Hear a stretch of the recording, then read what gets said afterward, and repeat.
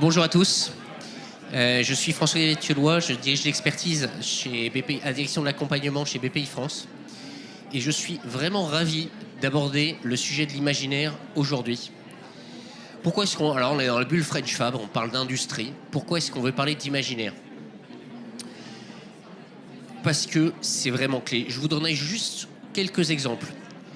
Hier, il y avait la partie Deep Tech, donc vraiment la partie des gens des labos, qui faisaient leur réunion pour inciter les labos à créer des startups. Avant même que Nicolas Dufourc intervienne, on a eu Xavier d'Horizon pendant 20 minutes, qui est un scénariste de films, de BD, qui a parlé justement d'imaginaire en disant, en fait, la vraie question, c'est de faire rêver. Si vous comparez l'image que fin 19e, on pourrait avoir du futur, du monde, de l'industrie, et celle qu'on a aujourd'hui, on avait quand même deux choses très très différentes. À l'époque, vous aviez Jules Verne. Jules Verne, c'est un peu toujours la même histoire. Vous avez un ingénieur qui est perdu sur une île au milieu de nulle part. Et en gros, il fait ce qu'on fait MacGyver aujourd'hui. Il se débrouille. Et grâce à sa compréhension du monde physique, il se recrée une vie. Aujourd'hui, le futur, c'est plutôt on va tous mourir, des dystopies hyper tristes. Ça fait pas rêver. Vous avez ça d'un côté. Donc soit de la dystopie qui fait pas rêver, soit vous avez un certain nombre de personnes qui vous disent en fait ce qu'on veut c'est passer le PIB, la part de l'industrie dans le PIB de 10 à 12% du... Moi perso c'est pas pour ça que je me lève le matin et pourtant je suis un grand fan d'industrie, ça me fait pas rêver et je ne vois pas comment on peut faire rêver des gens en leur disant ouais on va se battre parce qu'on va faire 20 milliards de ou 200 milliards de plus dans l'industrie, ça fait pas rêver. Donc la question c'est qu'est-ce qui va créer une envie. On en a vraiment besoin parce que c'est là où on parle d'imaginaire, ça paraît super abstrait.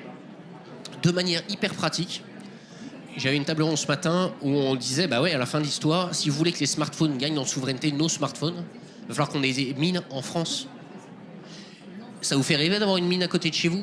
Bah, si on ne crée pas un collectif commun, quelque chose qui va ensemble, on risque pas d'accepter d'avoir des mines ou des usines à côté de chez soi. Donc pour parler de ce sujet qui est vaste, immense, et qu'on n'est pas, j'ai déjà dit, on risque pas de l'épuiser en 20 minutes. J'ai deux intervenants d'une qualité incroyable. Merci Anaïs, merci Aurélien d'avoir accepté mon invitation. Donc Anaïs Wagilis, qui est chercheuse à l'université Poitiers, je dis pas de bêtises. Merci. Et qui est ancienne consultante, qui a beaucoup travaillé sur ces sujets de réindustrialisation. Ta thèse, c'est 2014-2016, je sais plus, par là, sur l'industrie et la réindustrialisation. Donc c'était assez visionnaire à l'époque. Aurélien Goyer, qui est directeur marketing, je ne sais même plus si j'ai pensé à noter ton titre, chez le cabinet de conseil OPO et qui justement travaille beaucoup aussi sur ces sujets de redonner du sens avec un podcast que je recommande, Industry for Good. Et il y a deux podcasts d'ailleurs, Industry for Good et Circular for Good, où il y a des intervenants de grande qualité qui racontent justement leur vision du monde. J'ai pas forcément prévu de questions. Pour moi, c'est un peu vos visions. Je te laisse Anaïs démarrer. Honneur aux dames. Bonjour à tous. Merci d'avoir organisé cet échange, je dirais pas de débat, cet échange sur la notion de récit et d'imaginaire dans l'industrie. C'est en effet un sujet que j'ai commencé à travailler dès le début de ma thèse, de comprendre quels étaient les imaginaires autour de l'industrie.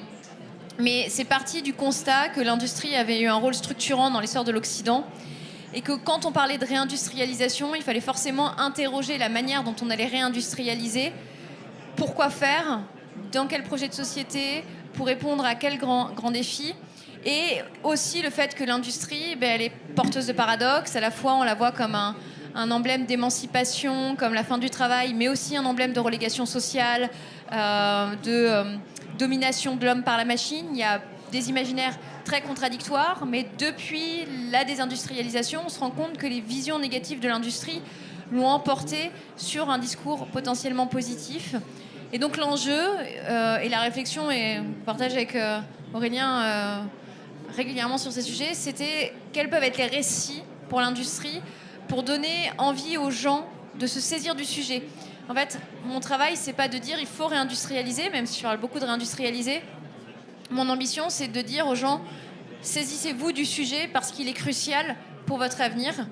Et donc, quand on se saisit du sujet, on contribue à produire des imaginaires, on contribue à produire des récits. Et c'est aussi un appel à décloisonner ce qu'est l'industrie. Parce que quand on parle d'industrie, on voit très bien des industriels, on voit des acteurs publics, comme la BPI, comme la Caisse des dépôts. Mais on aura une réussite de renouer le couple industrie-société quand ce sont les gens qui traditionnellement ne s'emparent pas de l'industrie qui en parleront. Des plasticiens, des scénaristes, des architectes, parce qu'ils contribuent à façonner le monde, ils contribuent à aménager le territoire et ils peuvent contribuer à améliorer ces récits. Voilà ce que je pouvais dire en introduction. Alors ça va être... on va beaucoup digresser, hein. Je vous préviens à l'avance, au moins vous êtes au courant. Moi, un des sujets qui m'a beaucoup intéressé, c'est d'essayer de comprendre pourquoi pendant toutes ces années, on a fait le choix politique, économique, de décider que l'industrie, c'était plus la priorité. Et je l'ai abordé de manière vraiment, ce sujet-là, de manière très candide, en disant, mais en fait, pourquoi depuis 40 ans, on a une espèce d'impression de politique d'essuie-glace où on nous demande en 2023 d'aimer l'industrie, de la considérer directement comme un véritable pilier sociétal.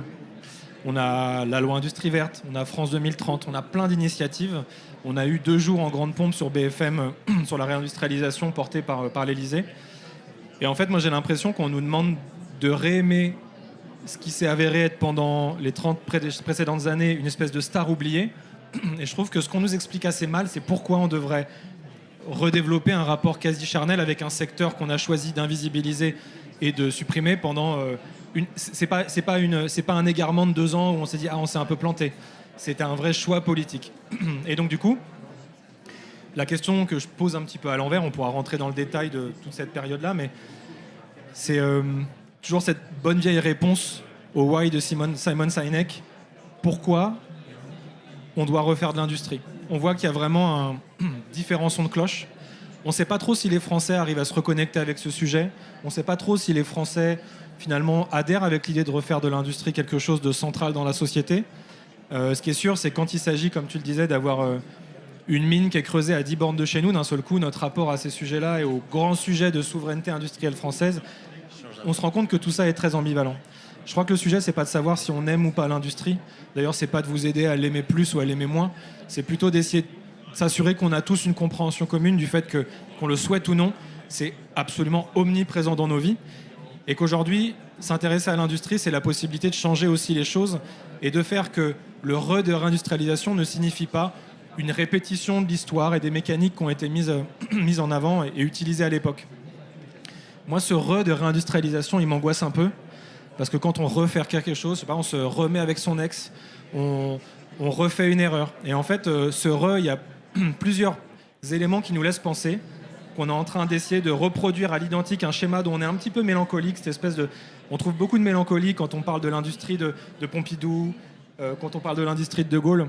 Et la question, c'est pourquoi, d'où elle vient cette mélancolie? Elle vient du fait qu'à l'époque, à l'après-guerre, il y avait une espèce de consensus sur des objectifs précis de ce que devait faire l'industrie, c'est-à-dire il y avait un vrai sujet de souveraineté par rapport aux États-Unis, dont De Gaulle ne se cachait pas. Il y avait aussi le sujet des approvisionnements. Il y avait tout un tas de choses. Sur le progrès aussi, les grandes innovations. On voulait Et donc, personne questionnait quelque part ce sujet-là. On fait de l'industrie, on ne fait pas de l'industrie. C'était presque le destin de la nation. Et en fait, depuis l'après-guerre, j'ai l'impression que la France peine à retrouver ses lettres de noblesse à travers un nouveau projet. Et l'industrie, même si on la fait passer demain à 15 ou 20% de PIB, ce qui n'arrivera potentiellement pas du tout au vu où les choses, à la vitesse où les choses se développent, est-ce qu'on aura quand même répondu à cette question? Mais pourquoi? Au nom de quoi on redonne la place à l'industrie qui soit une place centrale au niveau de la société?